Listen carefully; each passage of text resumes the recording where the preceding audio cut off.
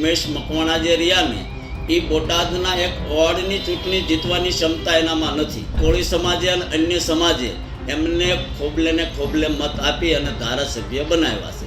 એટલે ઉમેશભાઈ મકવાણાની કેવી સીવી તમે કોઈ જગ્યાએ ચાલો એમ છો નહીં. તમે ખાલી જનતાના ટેક્સના પૈસા પગાર લઈ અને ગાંધીનગરની આપણે તમને ઓફિસ આપી છે એમાં જલસા કરો છો અને હોળીઓ રમો છો. તમારી ક્ષમતા છે એ આખા બોટાદ વિધાનસભાને ખબર છે. એટલે મીડિયા ઉપર તમે સારી સારી વાતો કરવાથી નેતા નહીં બનો અને ખરેખર તમે પબ્લિકના ફોન ઉપાડો અને એમના કામ કરો.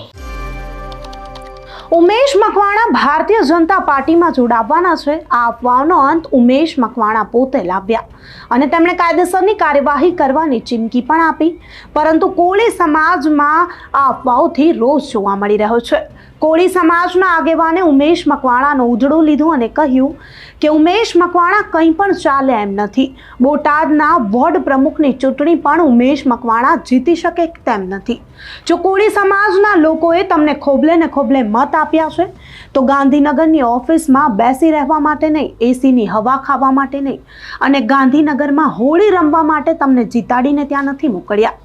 જે રીતે આપણે જોયું હતું કે ભારતીય જનતા પાર્ટીની જે હોળીનો કાર્યક્રમ હતો તેમાં એકમાત્ર વિપક્ષના ધારાસભ્ય ઉમેશ મકવાણા આપણને ત્યાં દેખાયા હતા.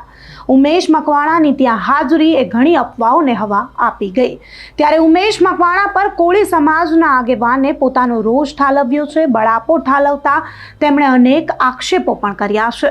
પહેલા તો કોળી સમાજના આગેવાનની વેદના સાંભળી લઈએ કે તેમણે ઉમેશ મકવાણાને સણસણતો જવાબ આપતા અને પોતાની નારાજગી ઠાલવતા શું કહ્યું. જે આજકાલ 2 દિવસથી મીડિયામાં સમાચાર ચાલી રહ્યા છે કે બોટાદ વિધાનસભાના ઉમેશભાઈ મકવાણા ભાજપમાં જવાના છે, આપમાં રહેવાના છે, આવી બધી વાતો ચાલી રહી છે. પણ ખરેખર હું કહેવા માગું છું કે ઉમેશ મકવાણા જે રહ્યા ને એ બોટાદના એક વોર્ડની ચૂંટણી જીતવાની ક્ષમતા એનામાં નથી.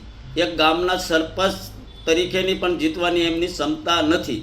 છતાંય કોળી સમાજે અને અન્ય સમાજે એમને ખોબલે ને ખોબલે મત આપી અને ધારાસભ્ય બનાવ્યા છે. તો એને ટેક્સના સમાજના પૈસાથી પગાર ખાવા માટે અમે ગાંધીનગર નથી મોકલ્યા કે એસી રૂમમાં કે હોળી રમવા માટે એમને ગાંધીનગર નથી મોકલ્યા.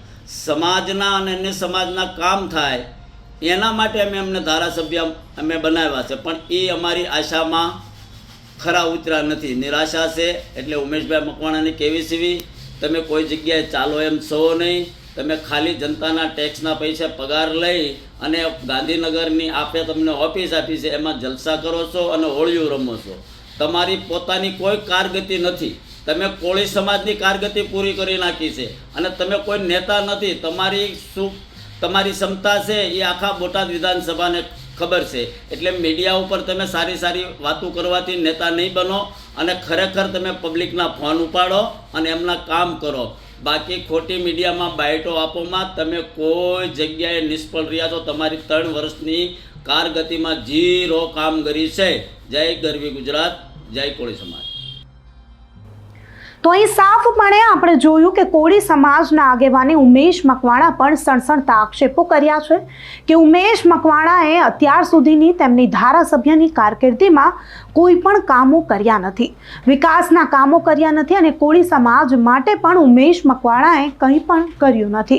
કોળી સમાજના આગેવાન સાફપણે કહી રહ્યા છે કે કોળી સમાજના યોગદાને તેઓ ધારાસભ્ય બન્યા છે. કોળી સમાજના આગેવાનોએ તેમને ખોબલે ને ખોબલે મત આપ્યા છે, તેથી તેઓ ધારાસભ્ય બન્યા છે. પરંતુ તેમણે જે એક પણ કામ નથી કર્યા અને ગાંધીનગરમાં માત્ર તેઓ મજા કરી રહ્યા છે તેવો આક્ષેપ કરવામાં આવી રહ્યો છે.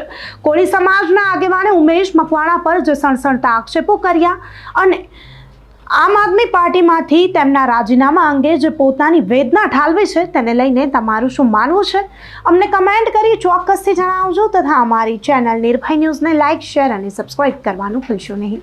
આભાર.